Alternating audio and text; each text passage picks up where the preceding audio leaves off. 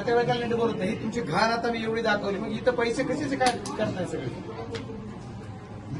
कशामुळे चाललंय? काय कारण आहे? तुम्हाला याचं कोण पाठी राहतील? तुमचं सीएचचं काय तुमचा प्रकार काय? कशामुळे असं सीएच कुठे गेलेत खरं उत्तर द्या मला. तुम्ही नाही तर मोमेंट रजिस्टर दाखवा मला. नाही, मला मोमेंट रजिस्टर दाखवा. मोमेंटला काय लिहिले तुमचं दाखवा. मोमेंटला तुम्ही बोलले ना मला दाखवा मोमेंट. तुम्ही काय बाजू घेताय त्यांची? आरटीसी तिथं मोमेंट रजिस्टर दाखवा तुम्ही. अरे तुम्ही आज किती दिवस झाले ते आले नाही. ऑर्डर मला मोमेंट रजिस्टर लिहिलेलं दाखवा ना. बघा, तुम्हाला जेवढं कळत असेल मला तेवढं कळत नसेल, पण मला मोमेंट रजिस्टरला त्यांची नोंद पाहिजे. कुठे येते मला? तुमची तो ऑफिसच्या पुढे सीसीटीव्ही आहे का नाही? तुमच्या सीसीटीव्ही कधी इन झाले, कधी आउट झाले दाखवा. कधी आले होते दवाखान्यामध्ये?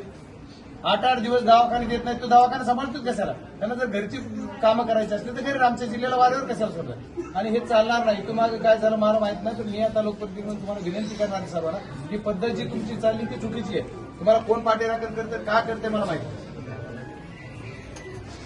तुम्ही मला मोमेंट रजिस्टर दाखवा. चला तुमच्या ऑफिसला येतो. चला मला दाखवा.